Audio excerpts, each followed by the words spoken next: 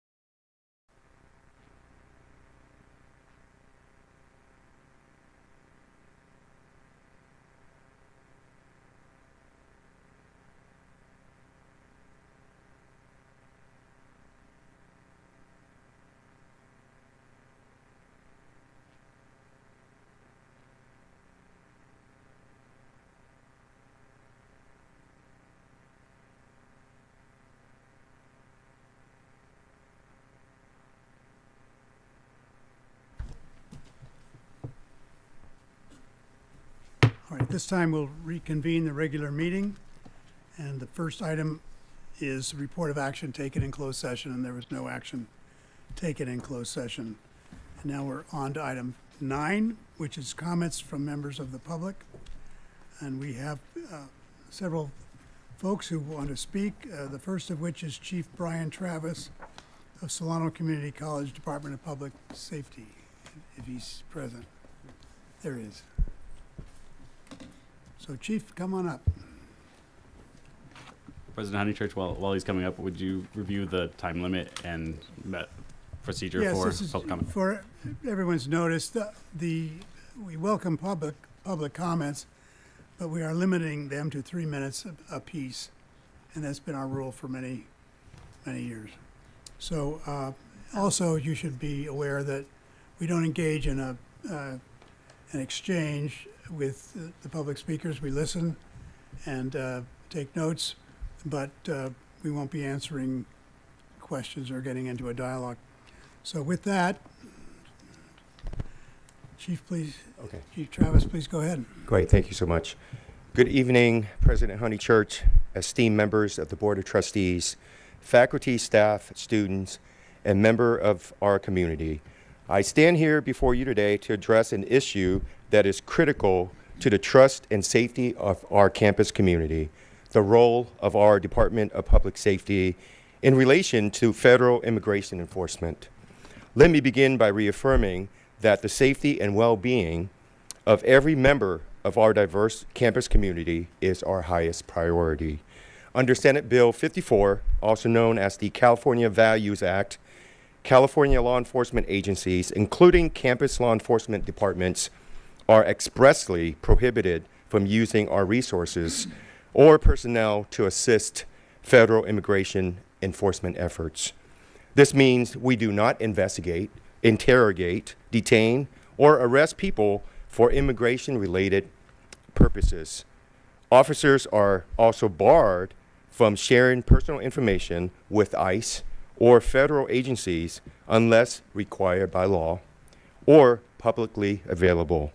Additionally, Assembly Bill 21 reinforces these protections by requiring public colleges to adopt policies that safeguard students from immigration enforcement on campus. These laws ensure that our campuses remain safe spaces where students can focus their education without fear of harassment or deportation. In alignment with Family Education Rights and Privacy Act, also known as FERPA, we are committed to protecting the privacy of student records. We do not disclose personal information such as addresses or enrollment status to federal immigration authorities without proper legal authorization. This ensures that sensitive student information remains secure. I want to reassure everyone here today, our Solano College Department of Public Safety does not and will not collaborate with ICE in enforcing immigration laws. We are here to protect and serve all members of our community, regardless of their immigration status. Our officers are trained in community policing principles and work diligently to foster trust, mutual respect within our diverse population. We understand that recent national developments may cause anxiety among some members of our campus community. Let me be clear. California law leaves the enforcement of immigration laws entirely to federal agencies. Our role is to uphold state law and safeguard the rights and dignity of every individual on this campus, regardless of their immigration status. While our department does not collaborate with ICE on immigration-related matters, we do work closely with our local, state, and federal law enforcement partners when addressing violent individuals, regardless of their immigration status. Our priority, and always will be, the safety and well-being of every member of our campus community. We are here to serve, protect, and ensure that our students and staff feel secure in their educational environment, free from harassment, fear, or discrimination. So moving forward, as your chief, I pledge that we will continue to provide a safe and inclusive environment for learning and growth. We will maintain open communication with our students, faculty, and staff to address their concerns promptly and transparently. Together, we can ensure that our college remains a sanctuary for education and opportunity. Thank you for your time and your continued support as we work together to uphold the values of equity, inclusion, and safety that define our institution. Thank you for your time. Thanks. Thanks to Chief Travis for those comments. Our next speaker are from ASSC, and there are 4 of them. Alexis Lusk, Edwin Ramirez Perez, AJ Matthews, and Angelica Ducullan. So if you folks want to come on up. I think that's another student. Oh.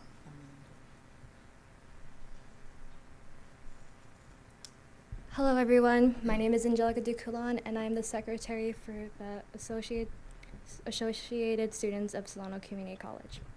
On Wednesday, February 29th, 2025, Student Development and Engagement released an anonymous form where students asked about whether the school should be a sanctuary campus.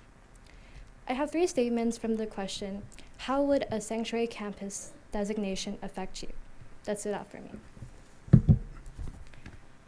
The first one says, a campus for diversity, students to learn and job skills in a safe environment, being able to have the resources and programs provided to keep students able to continue their education.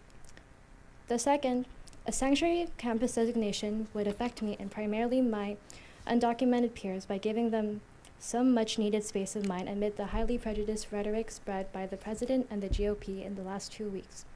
Quite frankly, the last 2 weeks have been the most intense I have ever seen the Hispanic and Latino communities in my entire life. So some reduced stress on those who are trying to get an education to get themselves into a better life would greatly be appreciated. And the last one that stood out just said, make Solano a safer place for all students. The school not being a sanctuary campus doesn't only affect student life on campus, but also our student leaders. There are 45 brave students who filled out the anonymous form, and that is incredible. But I also want us to think about the students who are too fearful to fill out the form. In 2024, the Academic Senate stated to the public, welcome all regardless of ethnicity, culture, nationality, language, disability, gender identification, immigration status, sexual orientation, and/or faith to ensure that all students have an equal opportunity for academic success. If we are not a sanctuary place, how do we ensure that all students have an equal opportunity for academic success?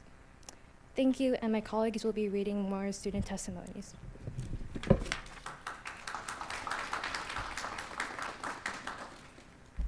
Thanks for your comments.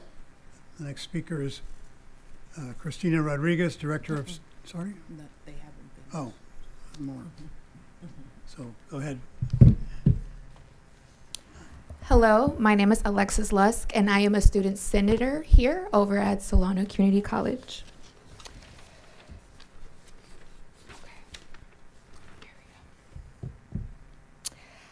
I know this topic is difficult to speak about due to everyone's belief, but right now I just want everyone to hear a student and a human being.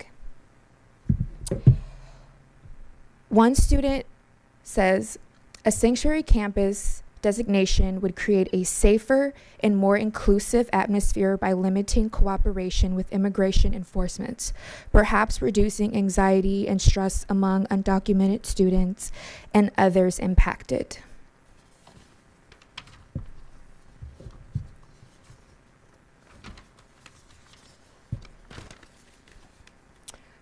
Second, I would like the college to be deemed a sanctuary campus designation to protect students and teachers of all status. This alone creates safety and allows our entire community the freedom and space to breathe. As a student leader, it is my job to speak up for the ones who are too scared to speak out. As a community college, it is our job to protect all students who are here to better their education and the well-being of their lives. As a community college, we embrace everyone, and we are here to protect and serve. That is my job, and that is what I pledge to do.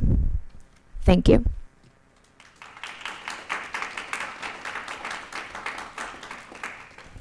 All right, thank you. The next speaker is also from ASSC. Hi, my name is AJ Matthews. It's nice to see you all and thank you for your time. Out of the 45 student responses given to us in this anonymous form, one struck me as it encapsulates my perspective on the subject of a sanctuary or safe and secure campus. This student states, "Education should not be a death sentence," in all caps. As a Black, queer, non-binary person who grew up in Leesburg, Georgia, I grew up used to fearing for my mental and physical safety every day at school. This considerably decreased my performance. Even though I achieved high scores, I was always hesitant to share my thoughts for fear of increased harassment and exclusion. Pursuing an education should feel like a collaborative, exciting, dynamic environment where students are supported. Students should feel encouraged to be who they are without fear.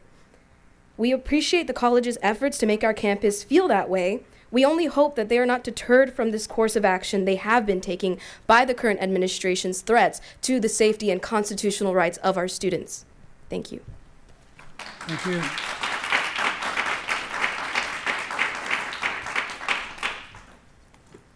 I think there was one more speaker, Erwin Ramirez Perez.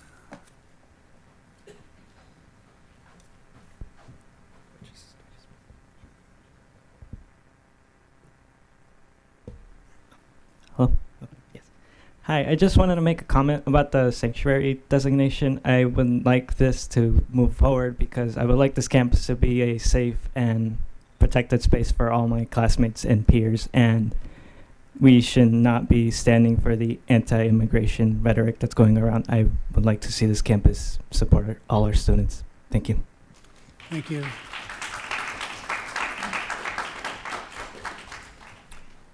Thanks to all of you. And next speaker, I believe, is Christina Rodriguez, who is the Director of Student Support Services here at the college.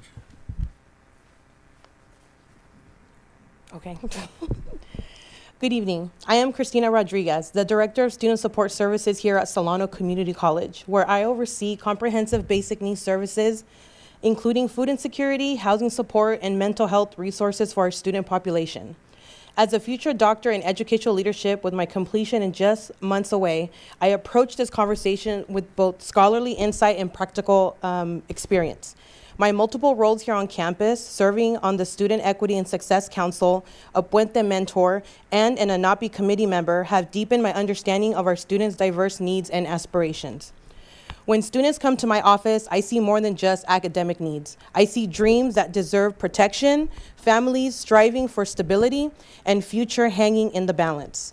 Every student walking through our doors carries the weight of different circumstances, but they all share the same right to pursue their education without fear. I want to express my sincere gratitude to Superintendent President Dr. Butler for her visionary leadership in fostering a campus where all students can thrive. Building upon her commitment to student success while maintaining a safe and secure campus, today we are asking the board to join other leading institutions like Santa Rosa Junior College, City College of San Francisco, which is my alma mater, and Chabot Las Positas Community College District in passing a resolution that affirms Solano Community College as a sanctuary campus.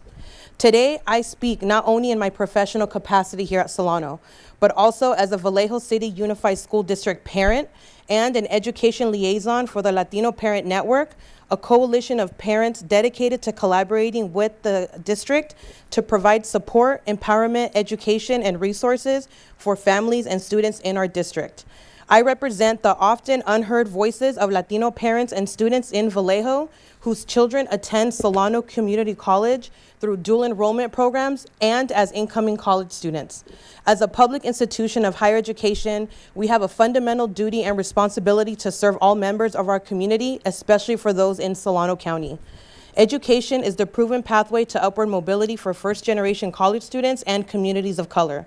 I witness this transportation every day on this campus. The research supporting sanctuary campus status is compelling.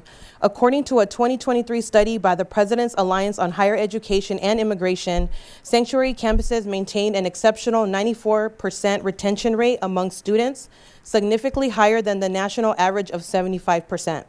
This demonstrates that when students feel safe and supported, they are more likely to persist and complete their education. As a daughter of immigrants from Nicaragua, I deeply understand the constant worry many students carry with them because I too was that student attending community college in San Francisco during my academic journey.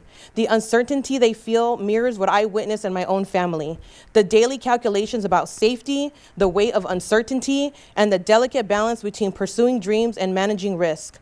I, along with our student body and colleagues who intimately understand what it means to be part of a marginalized community seeking protection and support, offer to assist in writing this resolution. Our firsthand experiences and direct work with these communities will ensure the resolution truly serves those it aims to protect.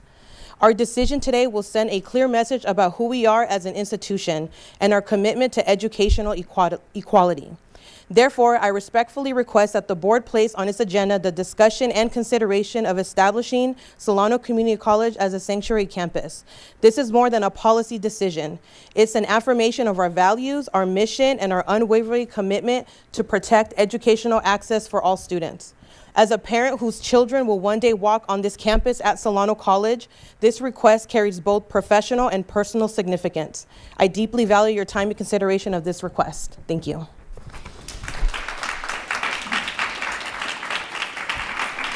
Thanks for those comments. And the next speaker is Jessica Gonzalez, Latino Program Director for the Vallejo Unified School District. Welcome.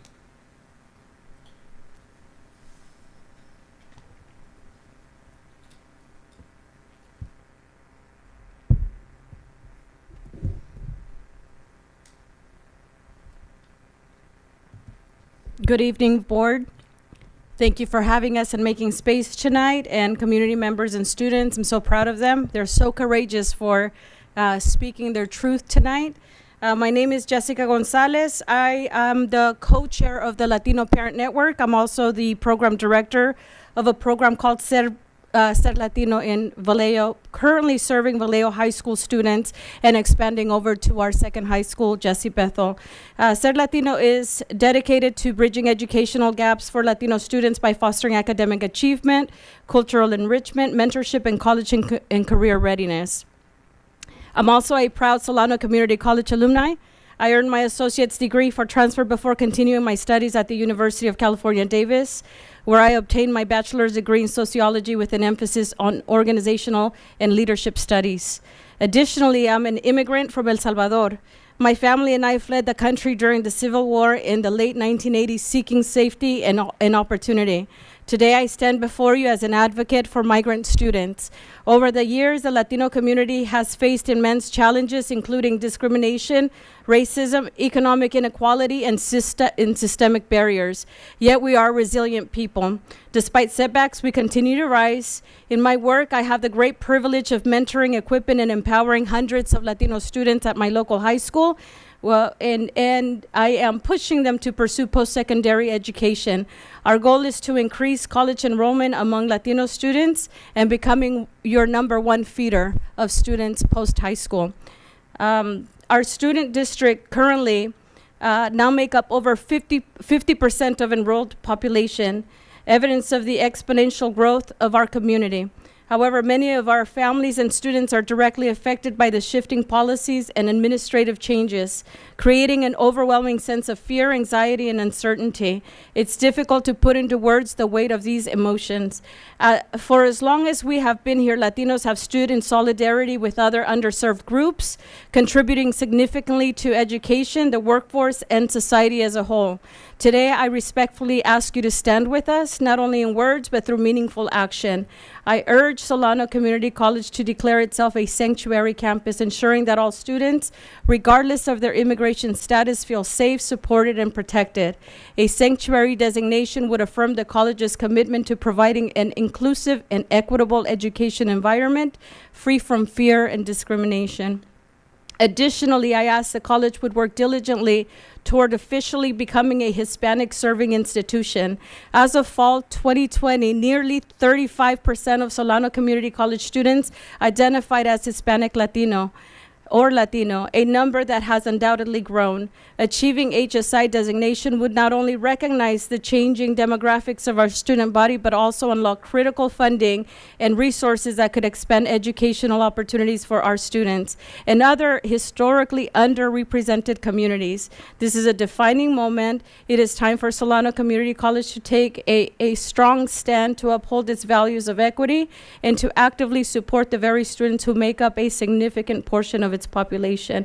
I thank you for having us here tonight and hearing our voice. And as I shared with my school district, silence is loud.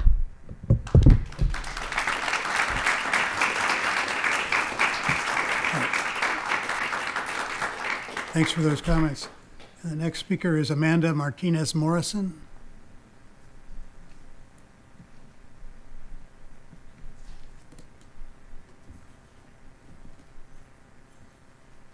Good evening, members of the board, Dr. Butler, colleagues, community members. My name is Amanda Martinez Morrison. I'm the sole full-time ethnic studies professor at Solano College. I just wanted to come here. I'm not going to be as articulate as all of these amazing folks, especially our students, but I wanted to just come here in support of this effort to push our college community to say loudly and proudly that we are in solidarity with our undocumented students, our documented students, and our students who are in mixed status families, and that is no small number. They really need to hear from us. I love that quote. Thank you for that quote. Silence is loud. So it's time for leadership at all levels, including board, and valiantly Dr. Butler from the President's Office, our Academic Senate have issued statements. I think all of these statements from all levels of leadership provide the kind of reassurance to our students that we love them and that we care about them and we have their backs. I did like a formal survey in a class, I think it was today, and asked students if they had read and seen the valiant statements coming from the superintendent president's office, you know, reiterating the policies, the protections of SB 54, how we will proudly, protect them to the fullest extent of the law. And unfortunately, most of the students had not seen or heard that messaging through no fault, I think, of anyone in particular. Maybe they just don't read their emails. But I think we just need to be bold and loud in issuing these kinds of statements. So that's just all I wanted to say for tonight. Thank you. All right, thanks. Thanks for your comments tonight.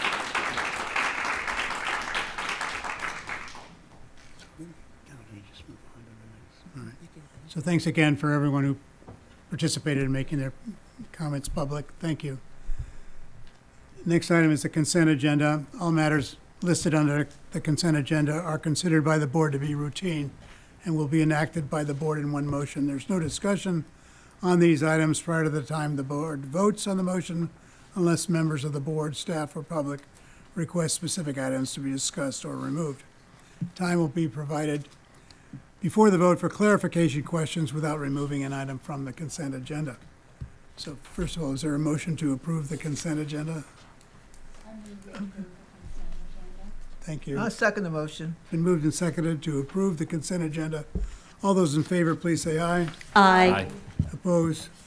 Consent agenda is approved. There's no items removed from the consent agenda. We're on to item 12 on the agenda, which are non-consent agenda items, action items. The first is Human Resources. Salabate is the presenter.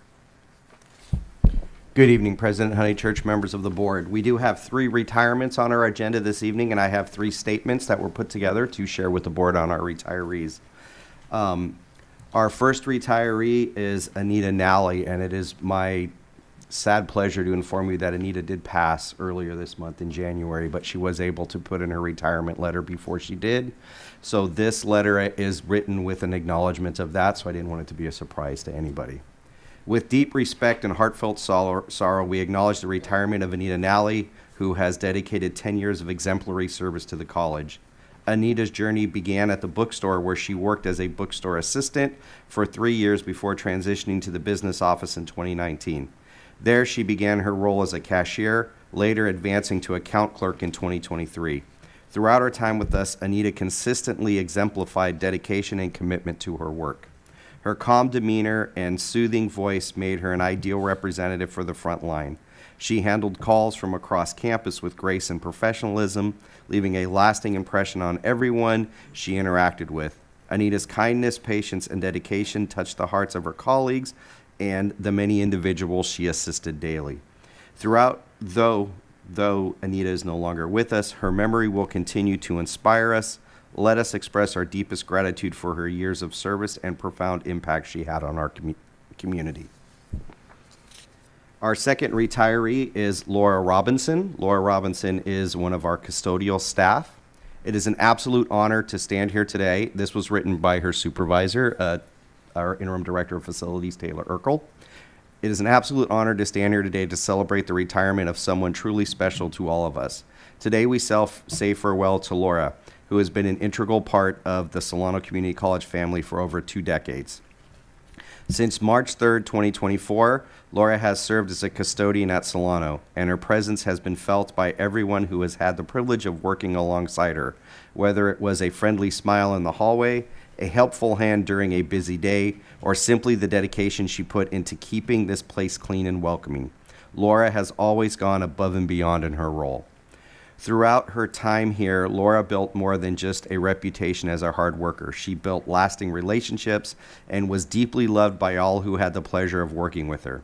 Her kindness, reliability, and quiet dedication to ensuring the Vacaville Center was a safe and pleasant place for students, faculty, and staff alike have made her an invaluable member of our team. We all know that custodians play a vital role in the functioning of any campus, but Laura did more than just her job. She often came in on off hours to handle important tasks that needed to be done, such as cleaning in between classes or an event setup. If a problem arose, nothing prevented Laura from finding a solution. She created an environment of care, always making sure everyone felt comfortable and at home. Her work was not just about keeping the facilities clean, it was about creating a space where learning could thrive and where everyone could feel respected and cared for. On behalf of the entire Solano family, I want to express our deepest gratitude to Laura for her years of service. Your hard work, warmth, and dedication will not be forgotten. You've touched the lives of so many here, and we are better for having you as part of our team. Thank you for everything you've done for Solano Community College and all of us. We wish you a joyful, relaxing retirement, and you will always have a special place in our hearts. Our last retirement is one of our full-time math faculties, Mary Ann Volch. This was written by Dean Ryan and her colleagues in the math faculty. Dear board members, today we recognize and celebrate the career of Mary Ann Volch, a dedicated mathematics instructor who spent over 9 years supporting students at Solano Community College. Mary has been a kind and supportive presence at SCC, making herself available to students and colleagues alike. She demonstrated a deep commitment to her students. Students who needed extra help found her pleasant, helping attitude in her office, while those excelling were encouraged to enter intercollegiate math competitions. Her time, effort, and willingness to help never went unnoticed. As she moves into retirement, we sincerely thank her for her contributions and wish her all the best in the next chapter of her life. Thank you, Mary Ann, for everything you have done for the Solano Community College. I am presenting these retirements for the board to approve this evening. Thanks for your presentation. So is there a motion to approve each of the? Yes, I move that we approve item 12A, resignation to retire the 3 people mentioned. I'll second that with a round of applause, too. Can we give a round of applause to our retirees?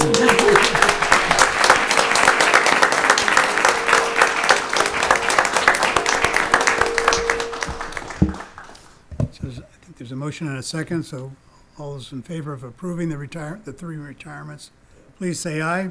Aye. Opposed? Congratulations. I'm sorry for the loss of one of them. Next item is under Finance and Administration is presented by Vice President Susan Wheat. It's a contract agreement with Centerisk for fixed asset services. Yes, thank you, President Honeychurch, members of the board. As some of you may remember, a few years ago, we had an audit finding on our fixed assets. We have since corrected that finding and don't have that issue, but it is now that time in our cycle that we need to have a complete inventory done again. So we're asking that the board approve this contract for that inventory to be done. All right, is there a motion to approve the Centerisk? I'll make a motion to approve. Sorry. I second that motion. Are there any questions, comments? All right, all those in favor, please say aye. Aye. Opposed, motion carries. Next item is also under Vice President Susan Wheat. It's a contract approval for Dennis Walliver Kelly, or DWK, for legal services. Yes, thank you again. This is actually a renewal contract for legal services. They mainly focus on our bonds projects and our construction projects, and we're asking that the board approve this renewal contract. Is there a motion to approve the contract with the for legal services? So moved. Go for it. Oh. Second. I'll move to approve item 12D. So it's been Second moved the and motion. seconded. Any questions, comments? If not, all those in favor of the contract, please say aye. Aye. Opposed, contract's approved. Excuse me. The next item is managed service agreement between Solano Community College and Triumph Protection Group. This is also your It is item. also mine, yes. You may think that this is a duplicate from last meeting, but it is not. This is a new contract with Triumph. For those of you who may not be aware, there's been a lot of vandalism in Vallejo lately, and our Vallejo Center is just one of the casualties of that. There has been a lot of copper wire theft, and they are stealing it as fast as we can repair it and replace it. And because of that reason, we are asking for approval of this contract to have night and weekend security services at our Vallejo Center. What you approved last meeting was at our Auto Tech Center. This is for the Vallejo Center through the end of this year. I think that this is something that is greatly needed right now. If you didn't see in the news, one of Vallejo Unified School District schools actually had to close for a week because of this type of theft. And so this helps protect our students and our services that we offer in Vallejo. All right. Yes, do you have a motion? No, I have a question again, sir. All right, let's get the motion first. I second. So it's moved and seconded to approve the managed service agreement between the college and Triumph Protection Groups, and you had a question.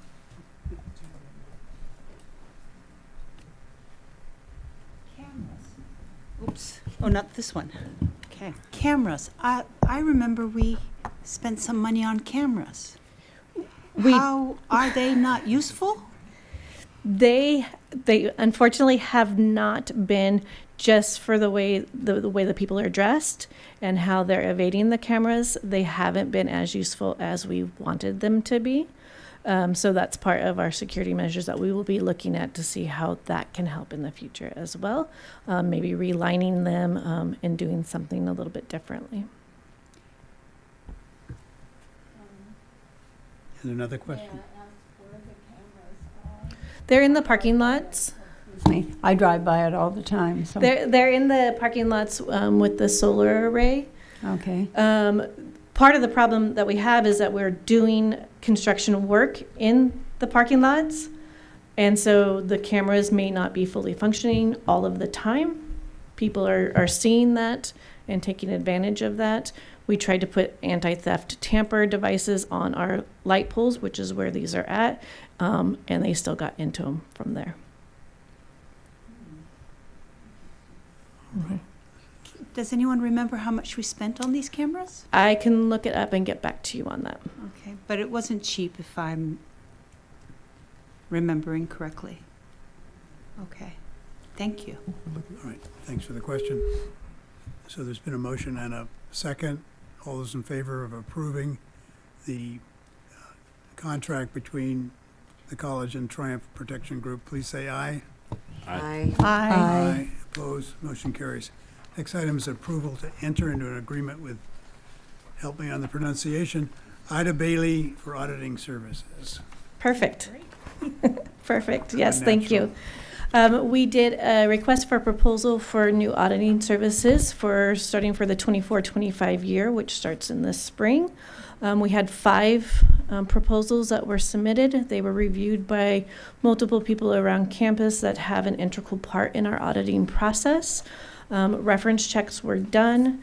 They were rated the highest, not only on cost, but on other factors that went into the proposal and the reference checks that came back. We are asking that the board approve these agreements for both our finance and our Measure Q bond audits for the next 5 years. Yes, is there a motion? I'll to move approve? that we approve item 12, E. She doesn't want to say Ida Bailey. I'm kidding you. Is there a second? Second. All right, any questions, comments? If not, all those in favor, please say aye. Aye. Opposed, motion carries. Next item, thank you, Vice President Wheat. Next item is presented by Vice President Lucky Lofton. It's a change order to Shredder and Brandt Manufacturing for the Fairfield Campus Quad Water Conservation Project. Thank you, President Honeychurch, members of the board. This change order is the final reconciliation change order for the project. We approved the notice of completion in our consent agenda. The project is complete. There is the return of a small amount of unused funds as well as part of this change order. All right, is there a motion to approve the change order? So moved. Thank you. Is there a Second. It's moved and seconded to approve change order number 2. All those in favor, please say aye. Aye. Opposed, motion carries. Thank you. Thank you, Mr. Lofton. Next item is presented by Vice President Lisa Neely. Is a contract with Sunrise Event Center for foster and kinship care education.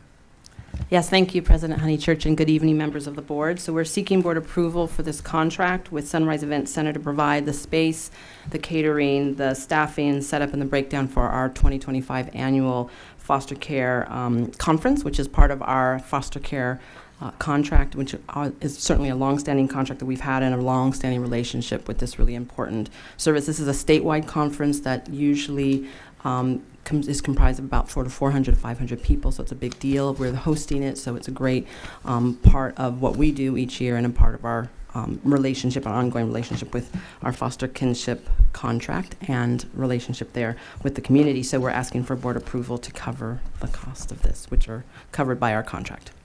All right, thank you. Is there a motion to approve the contract with Sunrise Event Center? I'll make a motion to approve 12G. I second that motion. Thank you. Any questions, comments? Okay, go ahead, please. It's too good an opportunity not to ask you to tell us a little bit about our foster program. It's a long-standing program that we've had, which we get funding for, which is wonderful because it allows us to support both in terms of what we're doing on our campus, but certainly in the community. And so it's a rich sort of program that has been something that the college has supported and been supported by, and we support that throughout the community. And so it allows us to basically have the support from a funding standpoint and also staffing standpoint to be a major liaison within the county, and actually across the state we're kind of quite a leader in terms of our foster kinship work. So it's something that I think we're quite proud of, and we're really happy to host this conference because then we're bringing leaders and community agencies and folks from across the state who really are able to be part of this larger network, but also highlights, of course, the things that our program does through the Early Learning Center. Thank you. Thank you.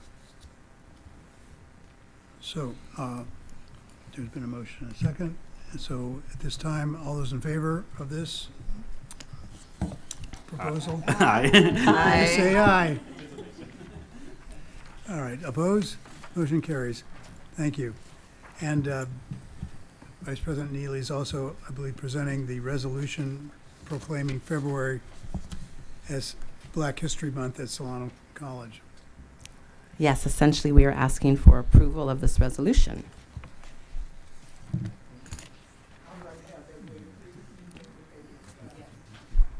Thank, We were all going to ask that.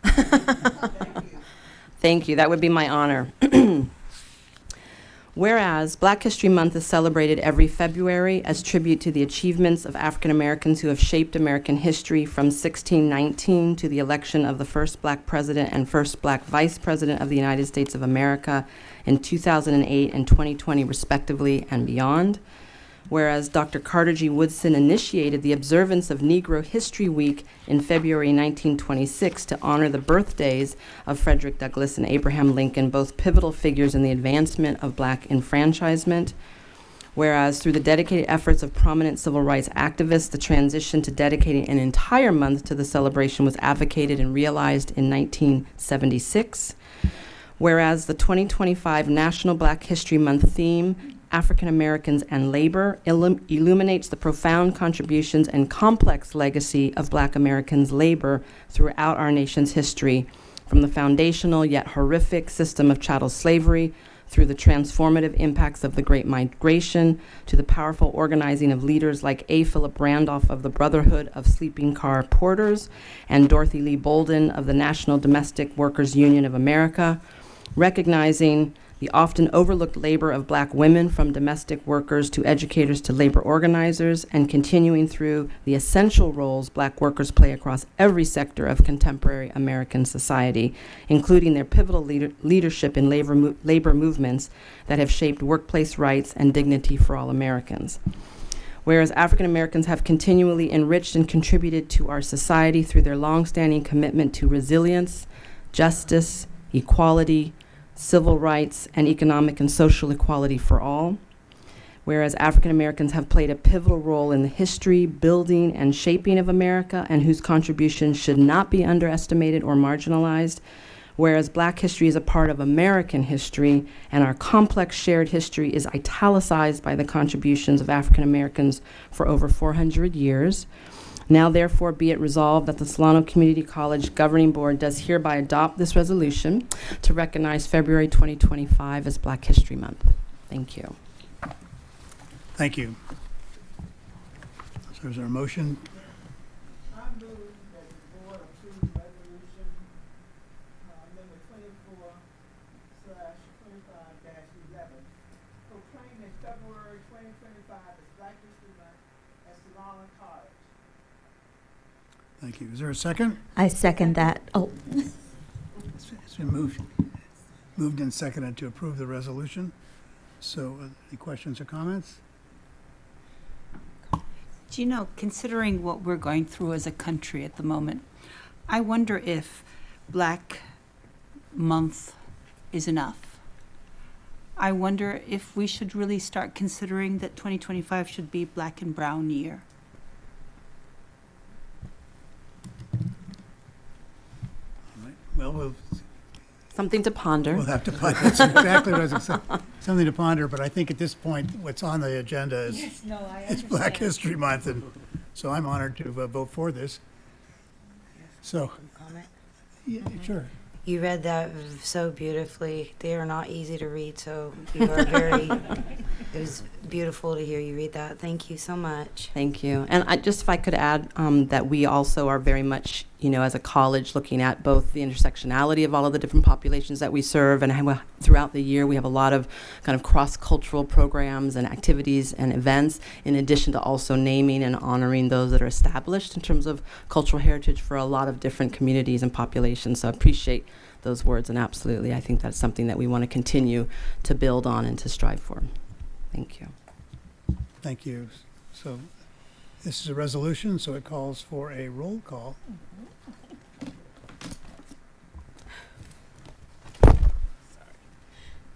Trustee Voice, Aye. President Honeychurch, Aye. Trustee Kara, Aye. Trustee Cargo Reed, Aye. Trustee Wynn Greer, Aye. Trustee Thurston, Trustee Young, Aye. Student Trustee Shreya Srinivasan. Aye. Thank you. So the resolution is approved. The next item is item 13 on our agenda, and it's a board study session presented by Joshua Scott, I believe remotely. Oh, he's here. You showed up. Very good. We heard all these rumors about glitches with technology, but so I'm glad you a came here in glitchless person. situation. Yeah. Good evening, President Honeychurch, members of the board, Superintendent President Butler. So I do have a PowerPoint. I don't know if there will be a glitch. I don't know. Can we shift to the PowerPoint here? No, it was a part of the agenda. Was that, don't have it? Okay, here, let me grab my phone so I can look at my thing. Do you guys have, is it included in your agenda? Yes. Okay. So sorry,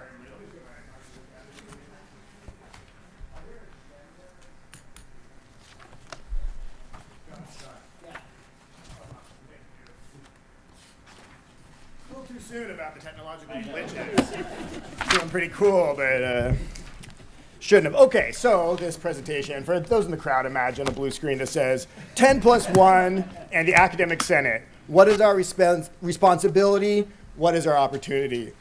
And I think this is something which really does set the California community college system apart from our other educational systems.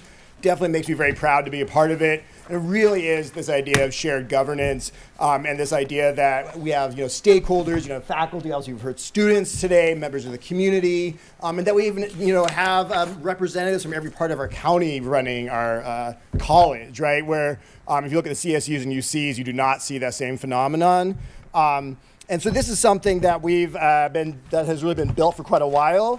There was the Education Code 70902, to quote from it, establishes procedures to ensure faculty, staff, and students the opportunity to express their opinions at the campus level, to ensure that these opinions are given every reasonable consideration, to ensure the right to participate effectively in district and college governance, and to ensure the right of academic senates to assume primary responsibility for making recommendations in the areas of curriculum and academic standards.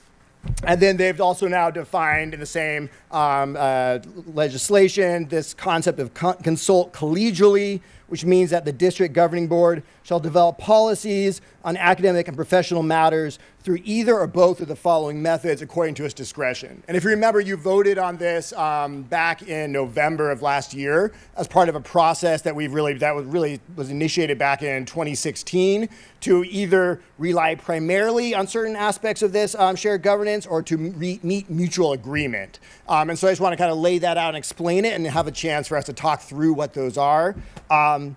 So relying primarily upon the advice and judgment of the Academic Senate, I'll explain more in a minute, it's kind of the first part of that legislation. Or the second opportunity is to agree that the district governing board or such representatives as it may designate and the representatives of the Academic Senate shall have the obligation to reach mutual agreement by written resolution, regulation, or policy of the governing board effectuating such recommendations. And that basically there's these 10 areas of the shared governance that really apply. We'll get to in just a second.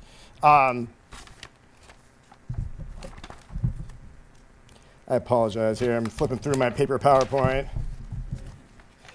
So further in the same legislation, in Title V language, for rely primarily, that the recommendations of the Senate will normally be accepted, and only in exceptional circumstances and for compelling reasons will the recommendations not be accepted.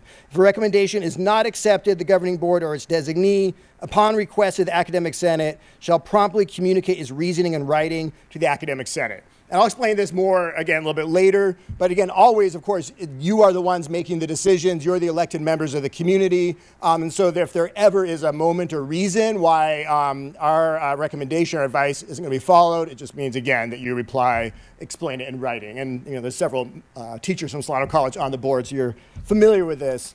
And then when we look at this idea of mutually agree, which is what some of these other areas are, this means that basically existing policy will remain in effect. And if we can't come to some sort of mutual agreement, in case of legal liability or fiscal hardship, the board may act after good faith effort to reach agreement only for compelling legal, fiscal, or organizational reasons. and then now to kind of break into a little bit of what these pieces are. But before I do, just again to reiterate that the board always has final say, and the governing board is never prohibited from acting. We're really talking about how the process looks and how it really looks to really represent a diverse community of faculty, staff, students, community members, and sort of how we all bring our input into this.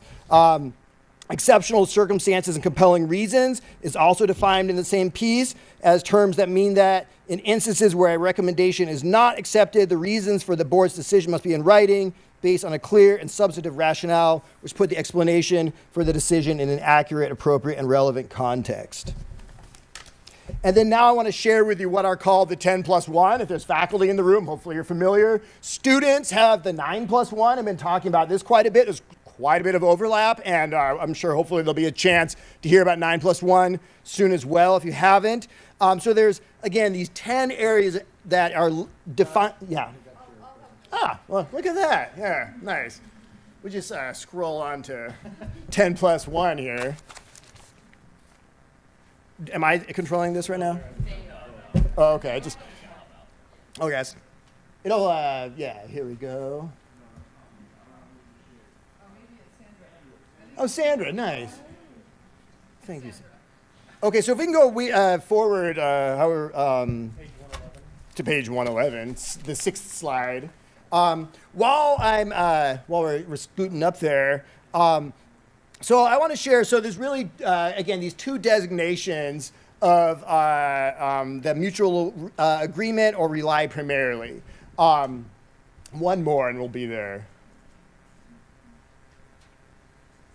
So for rely primarily, there's on the first slide we'll get to in a second. There's one of these is curriculum, including establishing prerequisites and placing courses within disciplines, right? This happened just at our last meeting where Jim DeClos came forward and shared with you the curriculum that had been put forward. And this was a really good example where, there's a little bit of a conversation, like, why is this happening this way? What is this? And that's always excellent, right? To have conversations, to dig into it, to know why it's happening, especially as representatives for the entire community. We bring the academic expertise as faculty, but you also are bringing that, community kind of perspective there. And another is degree and certificate requirements, sort of how those are laid out, grading policies, and then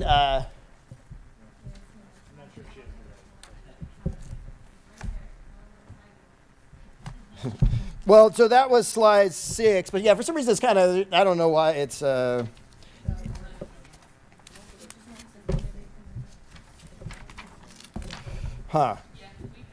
You have it. Okay, you have it. And hopefully everyone's kind of learning, auditory learners for the evening. So then the next one is under mutually agree, and that's educational program development. I think this, again, is acknowledging how much more when we're developing educational programs, we really do need this very large perspective of the community. Another relies primarily is standards or policies regarding student preparation and success. Really, again, making sure that students are ready and prepared for their courses. Next up, we have, I think we're at like 7 or something like that. Yeah, there we go, 7. Now one more 8, and then we've actually arrived. Okay, that's awesome. Yeah, this feels good. Then we have number 7, right? We're talking about faculty role and involvement in accreditation processes, including self-study and annual reports. This is something we're actually talking about quite a bit right now. And so really that faculty piece. Number 8, policies for faculty professional development activities. So again, not necessarily always setting up those activities, but how we go about developing the processes and the policies for those. Processes for program review. You're going to hear in a few minutes from our program review coordinator, past President Lene Jaimez. And then 2 more here, which are under, again, that mutually agree, and that's jumping back to number 6, district and college governance structures, as related to faculty roles when we're looking at the governance structure, and then 10, processes for institutional planning and budget development. And this is something else that we've been thinking about, talking a lot about as faculty and academic senate, right? How to really make sure we have a strong, robust, integrated plan, things like this. And then finally, there can be other academic and professional matters which we can mutually agree upon that should be within the scope of this. So there was, again, several years worth of work to sort of establish which of these are mutually agree, which of these are primarily rely. But that was really, again, kind of looking at, is this something where the faculty are most likely to bring the majority of the expertise or perspective, or are there other areas where the student voice needs to be very much dominant, or the community voice, or of course administrative staff, other pieces. I think if we go now, so that kind of ends the scope, and I'm going to shift now and start talking a little bit about the structure, the governance, how the academic senate works, before we're going to hear a little bit about some of the subcommittees and what they're doing. So if we go, so maybe before we do, are there any questions about those 10+1 as I laid them out there? Half online, half on paper? Apparently not. Okay, I'll just take that as a testament to my clarity there.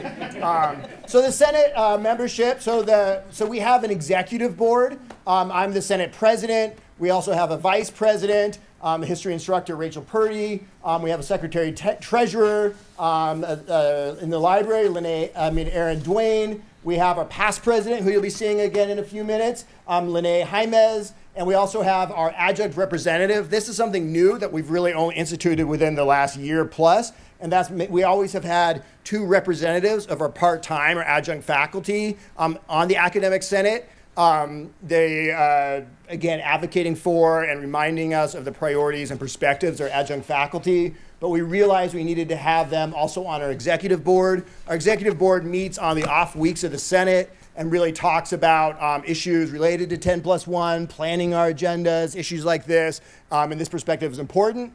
Christine Rodriguez has been filling that position this year and has been excellent in that capacity. She's a part-time counselor for our college. In general, we have voting membership of Senate is composed of 2 representatives from each school, right? So that'd be 10 representatives total, plus 2 at-large representatives representing all faculty, and then, like I said, 2 representatives of part-time. In addition to Christina Rodriguez, we have Andrew Wesley, who's also our SLO coordinator. So those are sort of the overall academic senate membership. Voted by all full-time and part-time faculty in their various schools or areas. Next slide. So the subcommittees, is Com St. Germain on Zoom? He's here. So I will turn it over to him. You can see him right there in the upper right-hand corner of your screen.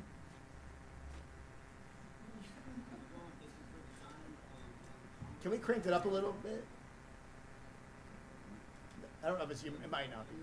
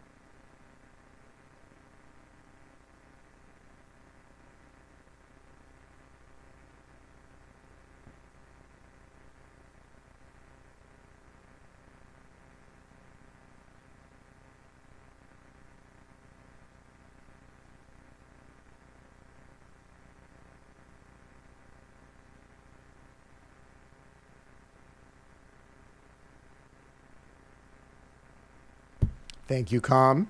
The next subcommittee, if we can scroll to the next page here. So that's the mission I have there in very small font. But the next, who's next up on this one? Assessment. I don't think Andrew couldn't be here today. Assessment committee, if we can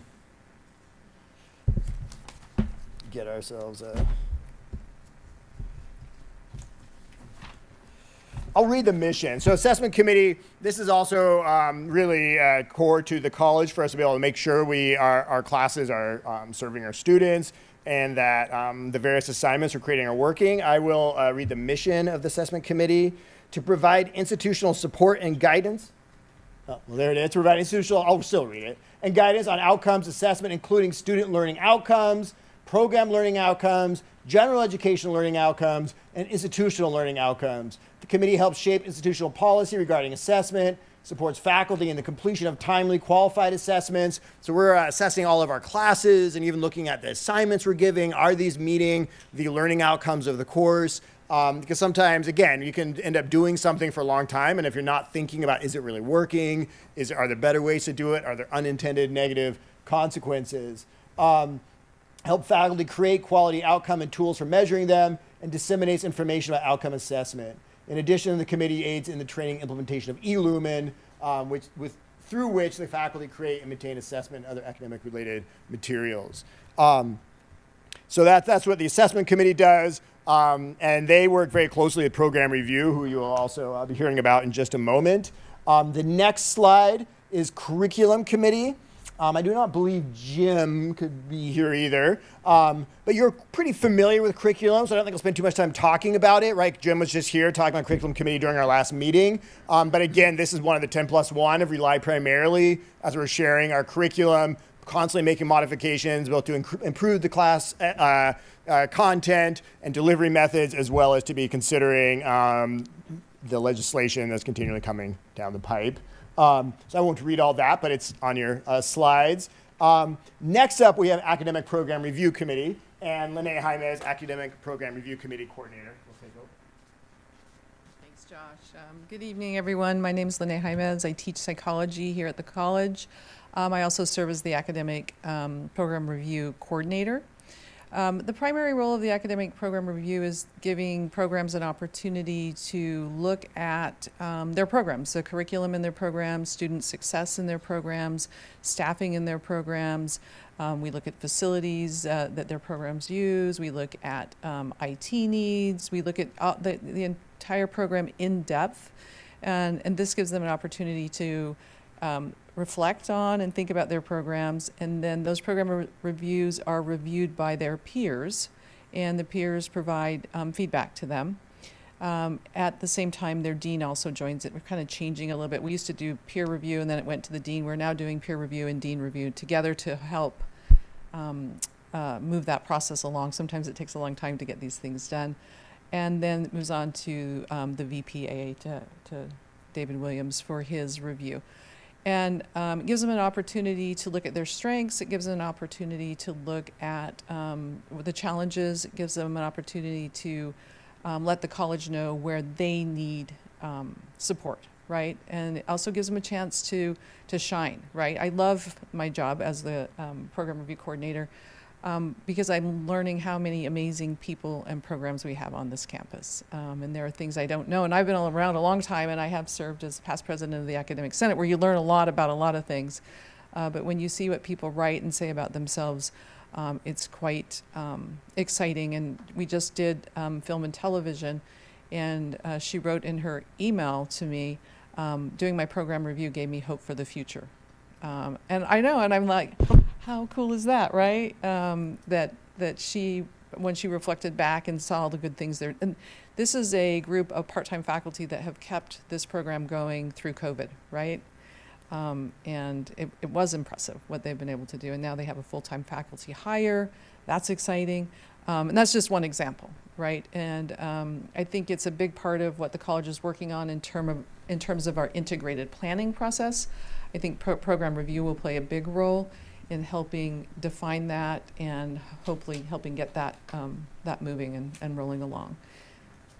I think that's about it.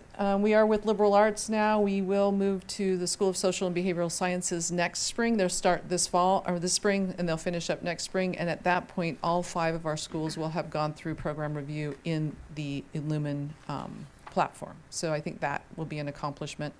Hopefully, we can get everything cleaned up and stuff like that. But I just want to say one more thing. I think the subcommittees of the Academic Senate are really key groups on this campus in getting the things done that we need to have done, not only for accreditation, but to really serve our students well and to continue to improve our programs. Give it back to Josh. Thank you. Yeah, the next we have professional development. Nasia Mustafa, Mufasa, I'm sorry, Nasia couldn't be here either. We have her, so you can see here, there's a co-chair with Tony Zitko, 3 faculty representatives and a CSEA representative as well. This is really when you see all of the work, whether it's at flex events, convocation, but also they're really working to make sure that faculty are receiving support, professional development throughout this semester. So faculty are continually applying, as our staff, for professional development opportunities. And so the committee is meeting to evaluate those and to plan the meetings as well. Next, we have distance education. And Laura Mahoney is the chair of that, and she is on Zoom, I believe.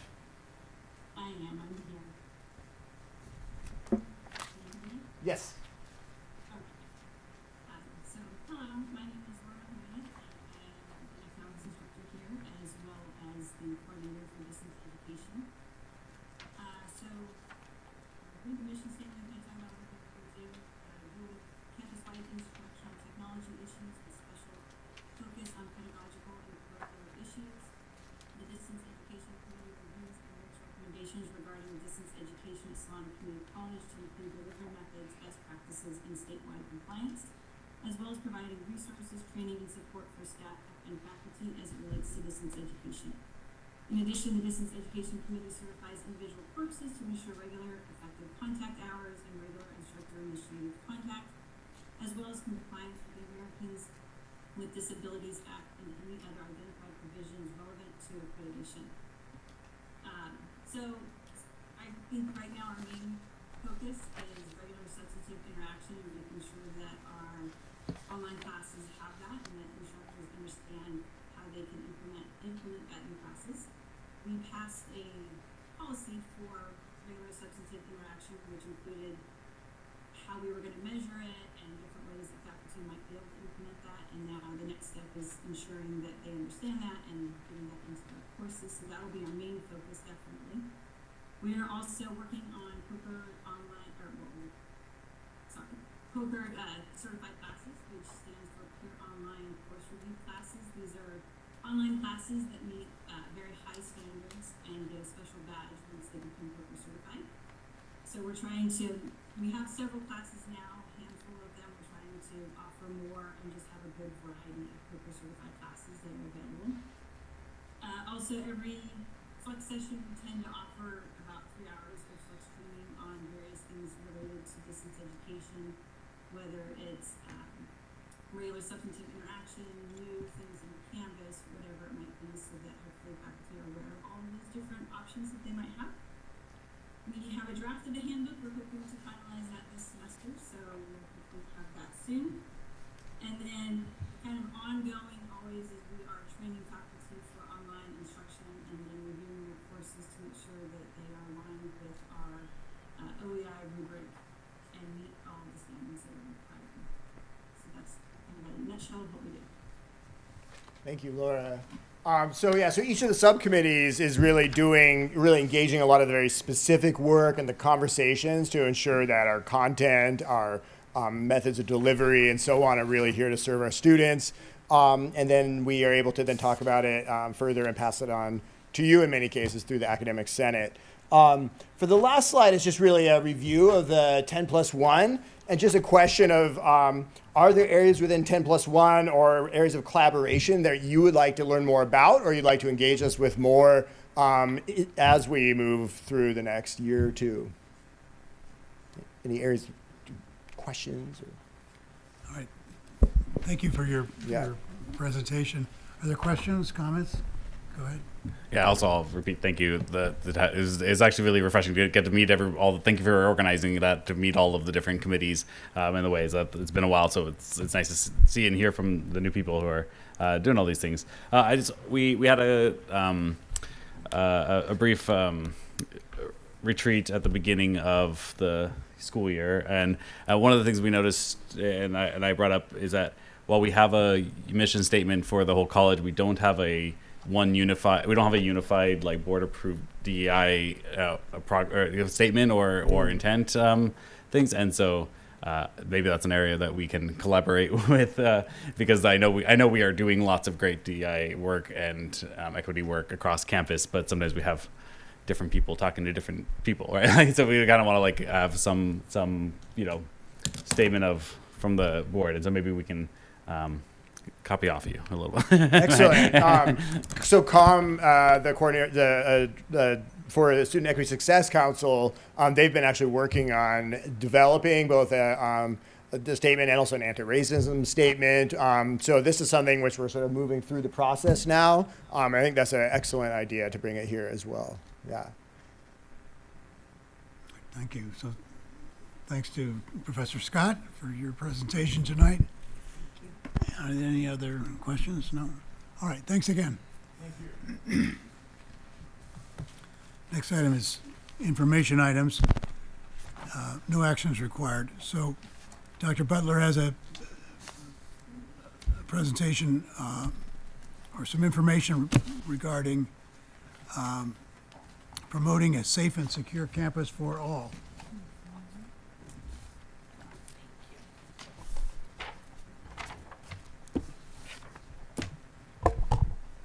Thank you. This is an information item that I'm bringing to the board. I believe for the board members, I included a handout summary that we used for campus as well. So I wanted to make sure you had that. So I'm going to use that as a guide to summarize the document that is included in the board packet. Can I say something? I know this is so important, but there is some noise coming from over there. I think it's the echo of hearing from the, Can we do they can something turn about it down. Because I can Barely hear. Yeah. Anybody throw a shoe at it?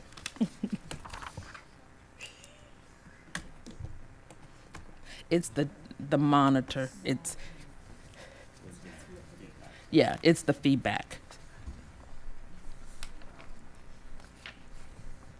I'm sorry. Thank you. Mm-hmm.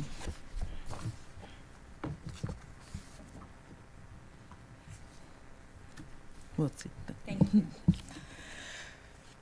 Okay, so again, for item 14A, it is promoting a safe and secure campus for all.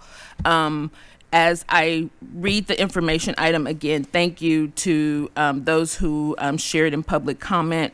As noted, we can't respond to public comment, but what we're doing tonight is sharing an information item. No action will be taken, but sharing a document to aid in the discussion and development of a policy in compliance with SB 54, as mentioned earlier, California Values Act and the Education Code, Article 11, access to higher education for every student, and Section 66093 through Section 66093.4. The document attached to the board agenda is guidance from California Attorney General's Office for community colleges in complying with SB 54.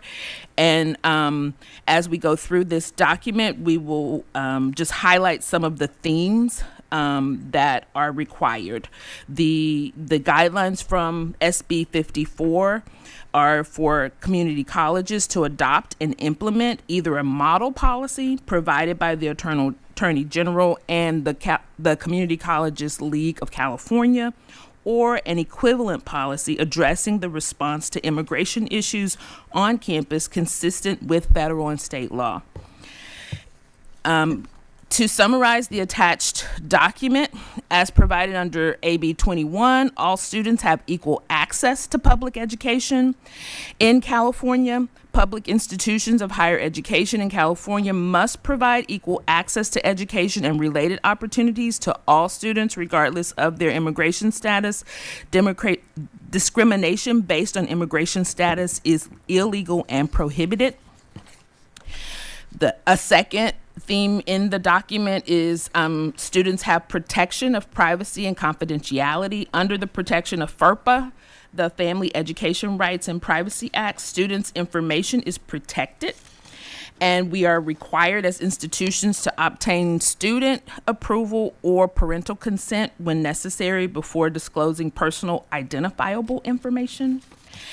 Student information related to immigration status is included in this protection and considered highly sensitive and must be kept private and confidential. Institutions cannot share such information with federal immigration enforcement agencies without a valid warrant or subpoena. When a warrant or subpoena are provided, at Solano Community College in particular, since that's what we're focusing on here, the subpoena must be directed to the superintendent president. And as we have discussed in previous conversations here on campus, if the superintendent president is not available, Department of Public Services is a point of contact and can take down the information from the officers and then provide that information to the superintendent president. The third item is also included in this document. The state of California provides sanctuary jurisdiction under Senate Bill 54 and Assembly Bill 21, which prohibit colleges and other state and local agencies from using resources to assist immigration enforcement activities.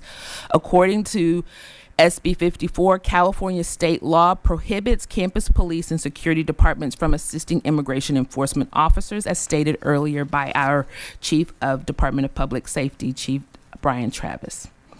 As required by law, our Department of Public Safety is committed to keeping our campus safe and will direct any immigration enforcement requests to the Superintendent President's office.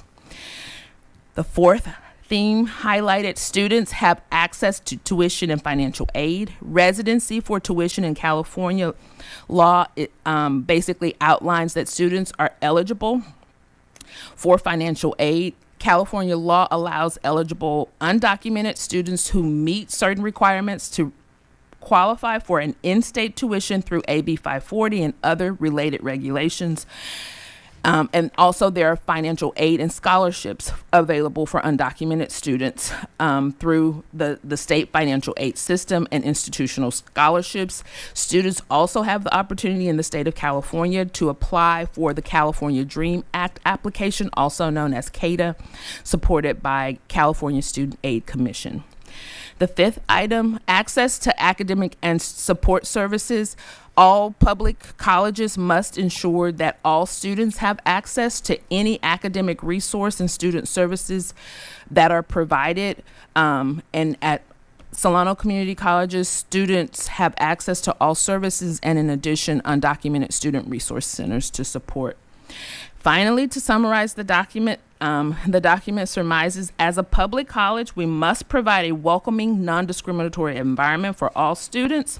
We must protect and safeguard student information and direct all legal inquiries, warrants, and subpoenas to the superintendent president. I present this item as an information item in the development of a policy according to SB 54. Our own VP Williams is leading the effort in developing the Solano Community College policy on this topic, and I open the floor for questions if there are any. Thanks. Questions, comments? I don't have any questions, but I do have a comment. Go ahead. I'll get you. Thank you very much, President Butler, for presenting this information. I think over the past few weeks, there have been a lot of uncertainty, and so it's great to have some clarity here. And thank you very much, Chief Brian Travis, for coming here tonight to reassure our students and our Solano Community College community in regards to what's happening. I have no doubt that we will continue to be a safe and protected campus for our students, our faculty, and for anybody who sets foot here on campus. So thank you. Thanks. Thanks for your comments. Go ahead. All right. First off, thank you so much, Dr. Butler, and to the board for bringing attention to this as well. I'm student trustee. I've been for the past 2 years, and the role as student trustee is to raise the concerns and thoughts of the constituents, which are the students of this campus. I do not have a vote on this board. The only vote that I have is my voice, and so tonight I would like to share more comments, concerns, and thoughts from the students and from the faculty of this campus, and I hope that you'll listen for the next couple of minutes into what I have to say. These comments were curated by ASSC, Associate Students of Solano College, some of who you heard from today, and so I'll just be extending on their comments and adding some of my own.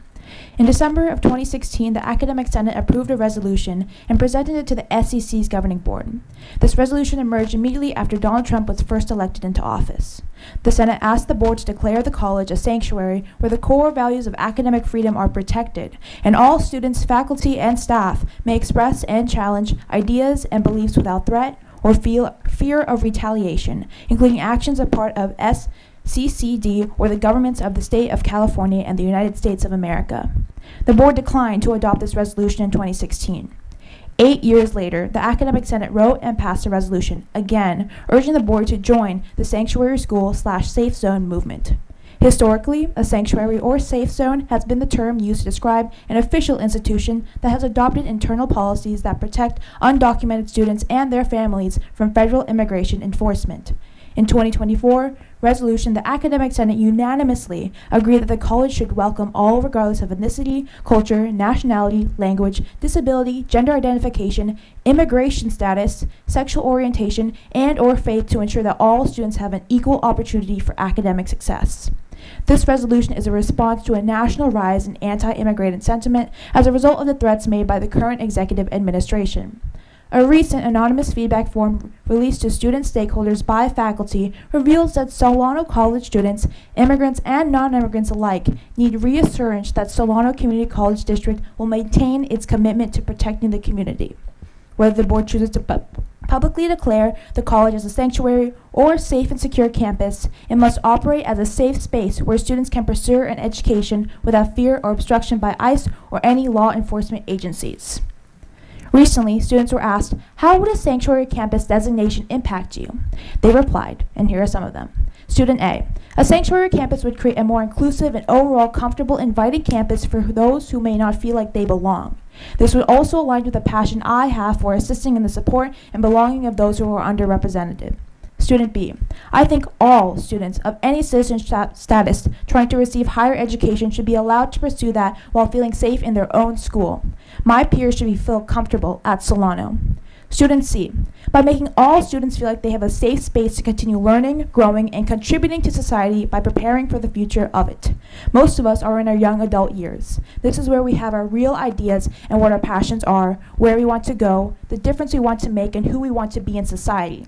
Having a distraction and devastation-free place to develop and learn about the roles we are coming into is critical. We are the future, we shape the present, and we are directly connected to the past. A bare minimum understanding of the fabric of the nation that is built by the people who come to the U.S. and are and always have been a part of it. This place was built by immigrants, no matter how they got here. When students and faculty were asked what action they would like the college to take to protect undocumented students or students by mixed status families, they responded. Student D, support from everyone else who are U.S. citizens to help undocumented students, teaching our history and daily life skills for better opportunities in life and education. Student E, provide more legal services and workshop events for all legal or undocumented students and their families. Provide more mental health support to students on campus. Student F, text alerts when people spot ICE anywhere, providing access to uncensored and unbiased news. Social media is heavily censored now, and it feels hopeless sometimes. For example, students pay for establishing news outlet subscriptions because most of it are blocked by a paywall. Another thing, hold meetings or support groups to educate people on their rights, emergency planning, and how to handle ICE face-to-face. These are a handful of powerful requests made by the constituents that you have been elected to represent and serve. These actions would improve student, faculty, and staff safety and increase student success by avoiding higher rates of absenteeism. Ultimately, the Solano Community College District is obligated by law to protect students' rights. Threats made by Deputy Chief Executive should not impede their fulfillment of this legal duty. Moreover, the sitting president's ability to freeze federal funding is limited by the legislative and judicial checks on executive power written into the Constitution. The 10th Amendment protects state and individual rights not specifically outlined in the Constitution, and this clause may not be used to shield schools from the impacts of such attempt. May be used. Senate Bill 54 prohibits the collecting or reporting of an individual's immigrant status. This bill also prohibits the use of college resources or personnel to investigate, interrogate, detain, detect, or arrest persons by inquiring into an individual immigration status and any other actions to assist in the detainment of individuals being targeted by ICE. All this considered, it is the institution's sacred duty to uphold the students' constitutional rights to free speech in the pursuit of an education. We in ASSC understand why the board may decline to call itself a sanctuary. We also understand that there are more threats to education than those previously mentioned. Despite this, we, the students, would like to see Solano become a sanctuary. We understand that the school may be targeted as a result. However, we would retort that Solano College is already a target. Not only do we conduct DEI-AB work, which is being targeted by recent executive orders, but we also serve Vallejo, which is the third most diverse city in California out of 482 cities in the state. The school's website openly advertises resources for undocumented students and students of immigrant descent. It is clear that our school is a place where students can receive an education regardless of their immigration status. It is clear that our school will follow California law and will not assist with the federal immigration enforcement. It is clear that this school has made itself a safe haven for all students. Therefore, the board must uphold the college's previously stated dedication to diversity, equity, and inclusion. One immediate action would be to make Dreamers resources more visible on the school's website, host more immigration law webinars, and publicly share the school's protocol on how to handle interactions with ICE. This information has been shared, but is not easily accessed in physical or digital form. We present this to the board not to vindicate, but to advocate and uphold SCC's values. Thank you for protecting our fellow Falcons.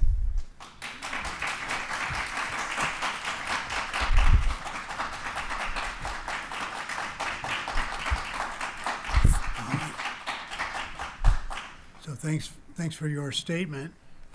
I think we're still on announcements or items from the board. No, we're still on the information. We're still on this item. Right. We're still on. I just wanted to ask our student trustee if she would email the board your that. Of course. Okay, just so each person can get a copy of it. I'd like to read it again. Thank you. Yes. Can I ask a question? Trustee Weiss. Yeah, I just wanted to ask a kind of clarifying question on sort of timeline for the policy and procedure that is in the works, and sort of how much time would be needed for a resolution if board action was to direct a resolution. Timeline for development of the policy and procedure. Policy and procedure, there's a draft. I can turn the floor over to VP Williams to elaborate. Yeah, thank you, President Butler, members of the board. We have drafted using approved language from the Community College League of California procedures. There was no statewide approved policy, so we have devised our own policy, which again comes from other policies that we have found throughout the state that mirror and model what we believe in terms of protecting our students. It went through a first reading through our college governance. It's being reviewed now by our various constituent groups, students, faculty, staff, and we do hope to bring it back at the next college governance meeting. And so the board should be seeing something here in the next, at least next 2 meetings, maybe. All right, thanks. Another comment? Sure. I'm kind of confused. Can you tell me? The chancellor has not given us direction. No, let me clarify. The Community College League of California releases model language. Some of that language colleges have to adopt. Some of it is recommended. and there is procedural language, which is actually the most important, I think, because that identifies how colleges should react. Chief Travis mentioned many of those procedures in his talk, and we've talked about more of those. So the procedural language we have taken and we have adapted it to our own uses, indicating our own structure and our own procedures here that we would like to follow at this campus. The policy we created, it's just a general, the policy is just a general commitment to protecting our students and protecting the dignity of all students and the rights that all students have. And so we have come up with something, and again, that's going through, and you will be seeing that as well. So our choices are what everyone does in California, which is protect the students, per what SB 54 says we should do, or to do that and be a sanctuary city, town, college. Is that what is on the table? No one's really clarifying. I think you're merging two things. So what we have in front of us as the information item is a document with guidelines for policy that must be established based on SB 54. The sanctuary campus piece, that is the request of the Academic Senate and ASSC, that's in addition to the policy. There's a request for a resolution from the board to establish Solano as a sanctuary campus. Okay, so my colleague to my left is saying, what's our next step? Yes, we were just answering the first part of the Yeah, question, I do have a second part of the question, we so, hadn't yeah. gotten to the second part. Oh, okay. Okay, so, okay. Yes, so it's two parts. So the first answered, the second To be piece. clear, March 5th is that 2 meetings from now, so that would be the March 5th meeting that we would expect. Okay. So, because of the process to go through each of the stakeholder groups, which is our policy making process. And can I just clarify too? The policy and the procedures is not necessarily, I don't want to say this in a bad, it's not intended for the students. It's intended for the college to give us guidance on how we protect our students.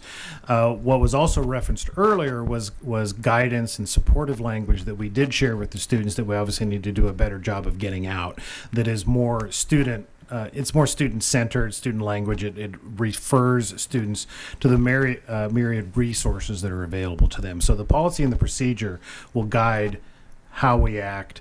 It's permissive, so we can add to it, but there are certain things that we have to comply with the law. I'm really sorry. I obviously can't deal with really big words.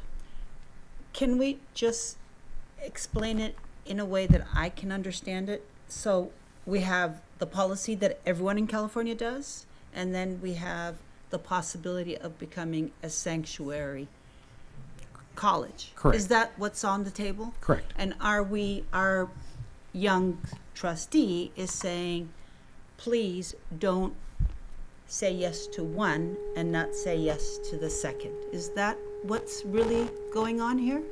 They're asking for additional signaling from the board for sanctuary campus resolution. Okay, now, in terms of when we're going to be dealing at the next meeting,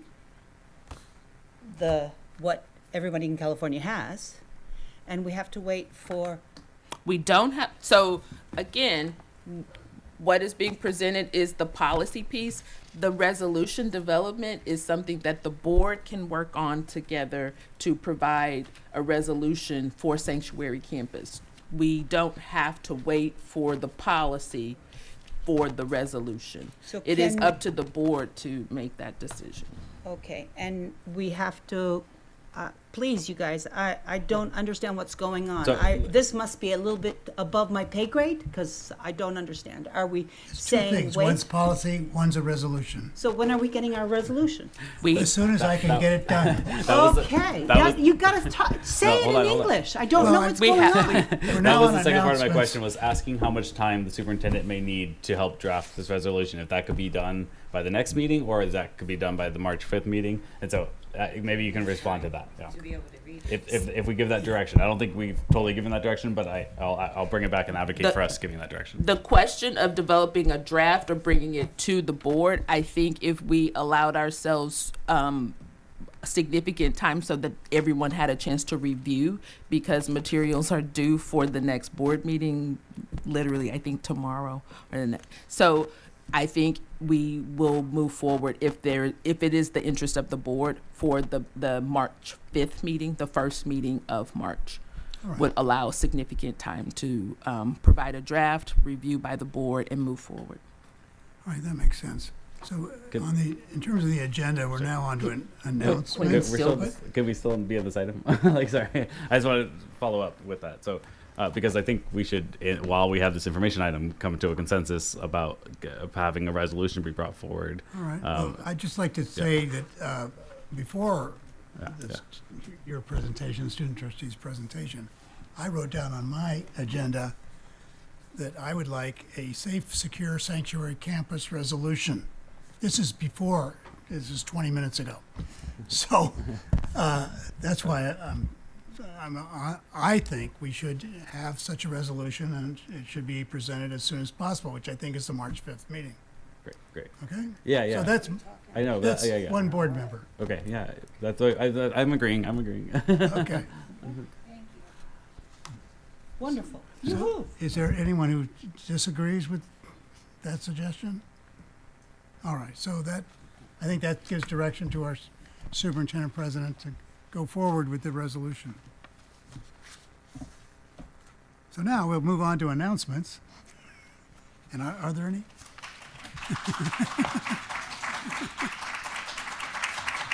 Thank you. And/or items from the board. President Honeychurch, I just wanted to share that earlier this evening I attended a Lunar New Year event that was hosted and organized by the AANHPI Student Achievement Program, as well as the AANHPI Student Club, and I just want to commend them for being very inclusive and for providing this wonderful Lunar New Year event. As we all know, Lunar New Year is celebrated on the first lunar day of the month in January, so that was last Wednesday, January 29th. I saw a lot of different faces out there, not just Asian American students, and so I just wanted to commend the faculty member, Maria Iship Bautista, for putting together this event, as well as with the students, so thank you so much.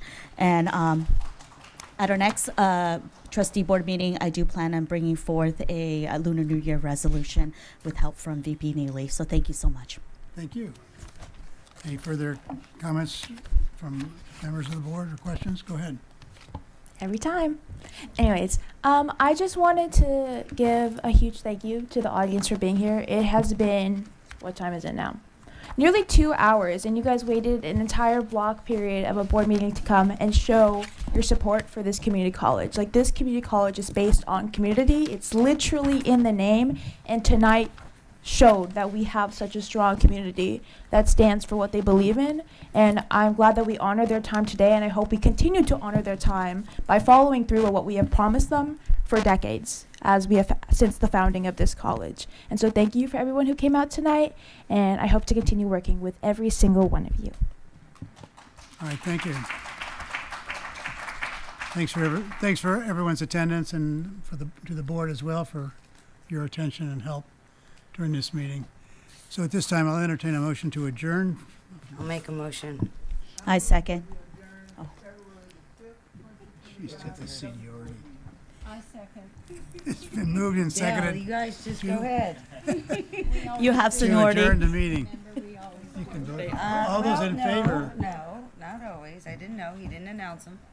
All those in favor, please say aye. Aye. Opposed? I'm following procedure. You got to address her now, Miss Trustee Anne Marie.